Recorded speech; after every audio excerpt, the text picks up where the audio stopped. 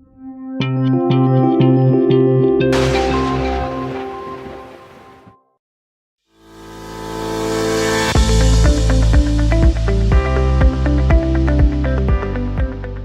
और स्वच्छ रहना न केवल एक जरूरत है बल्कि अच्छी आदतों में से एक है। लेकिन क्या आपकी दिनचर्या में केवल शरीर को साफ रखना ही आवश्यक है? बिल्कुल नहीं। खासकर कोविड-19 जैसी महामारी के इस दौर में ये बहुत जरूरी भी हो गया है कि हम स्वच्छता को अहमियत देते हुए अपना बचाव करें। हमें न सिर्फ अपने आप को बल्कि हमारे द्वारा इस्तेमाल होने वाली हर उस चीज को साफ रखना होता है जो हमारी दिनचर्या का हिस्सा है, जिसमें सबसे महत्वपूर्ण है हमारे घर के बर्तन। बर्तनों को धोना और उन्हें साफ करना दो अलग बातें हैं। हर गृहिणी चाहती है कि उसके घर के बर्तनों की चमक हमेशा बरकरार रहे, जिसके लिए वह हर जरूरी प्रयास करती है। लेकिन केवल सर्फ या साबुन से बर्तनों के जिद्दी दागों को साफ करना नामुमकिन होता है। इसलिए काफी समय से मार्केट में आए ऐसे प्रोडक्ट का इस्तेमाल किया जा रहा है जो आज गृहिणियों की इस समस्या का समाधान साबित हो रहा है, जिसे हम स्टील स्क्रबर के नाम से भी जानते हैं, और अगर आम भाषा में कहें तो लोहे का जूना नाम से भी ये प्रचलित है। स्टील धातु से बना ये स्क्रबर न सिर्फ बर्तन, यहाँ तक कि उद्योगों में मशीन और उपकरण को साफ करने के लिए भी उपयोगी है। इसलिए स्टील स्क्रबर के इस्तेमाल और मार्केट में इसकी डिमांड को देखते हुए हम ये कह सकते हैं कि इसकी मैन्युफैक्चरिंग का बिजनेस किसी के लिए भी मुनाफेदार हो सकता है। और इसी पर रोशनी डालते हुए हम हाजिर हैं आज स्टील स्क्रबर मैन्युफैक्चरिंग की इस डॉक्यूमेंट्री में, जिसमें हम आपको इसके व्यवसाय की हर अहम जानकारी देंगे।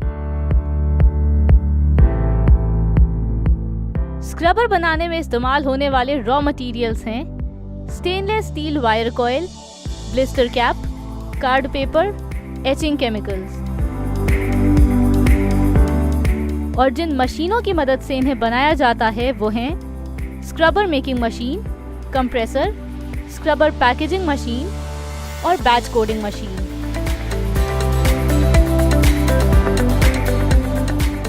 चलिए अब नजर डालते हैं इसे बनाने की प्रक्रिया की ओर।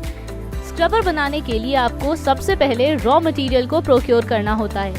उसके बाद स्टेनलेस स्टील वायर कॉइल को एसिड टैंक में कुछ समय के लिए डिप किया जाता है ताकि उनकी सरफेस पर प्रेजेंट जंग और कोरोसिव एलिमेंट्स निकल जाएं।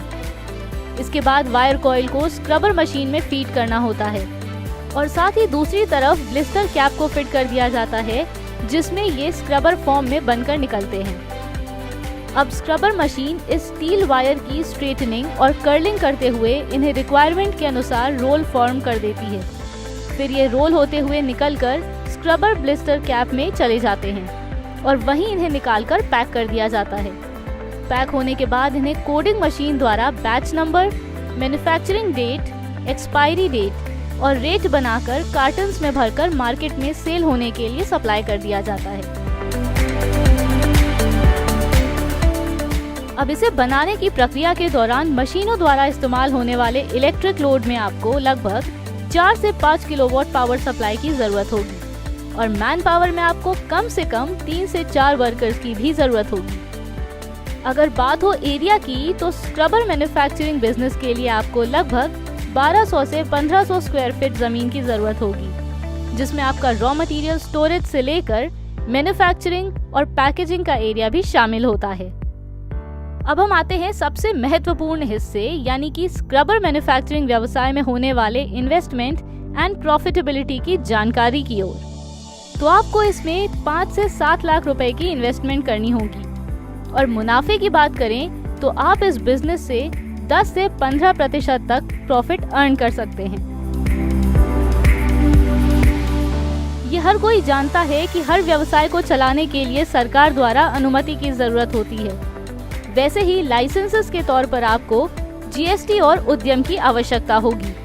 इस व्यवसाय को शुरू करने के लिए आप पीएमईजीपी के साथ साथ केंद्र और राज्य सरकारों द्वारा चलाई जा रही अन्य सब्सिडी और अनुदान योजनाओं का लाभ भी उठा सकते हैं। एक छोटा सा उद्योग भी भारत की आत्मनिर्भरता और आपकी समृद्धि में अपना महत्वपूर्ण योगदान देने में सक्षम है। आपकी सफलता हमारा संकल्प है। उम्मीद है आज की हमारी स्टील स्क्रबर मैन्युफैक्चरिंग बिजनेस की ये इंडस्ट्रियल डॉक्यूमेंट्री आपको पसंद आई होगी। ऐसे ही और नए बिजनेस आइडियाज के लिए आप हमारे चैनल उद्यमी इंडिया को सब्सक्राइब कर सकते हैं। लेटेस्ट अपडेट के लिए डाउनलोड करें हमारे उद्यमी ऐप को और ज्यादा जानकारी के लिए विजिट करें हमारी वेबसाइट www.udyami.org.in पर। बिजनेस से संबंधित सवालों के लिए आप हमारे कॉल सेंटर 7526000033 और 7526000555 पर कॉल कर सकते हैं।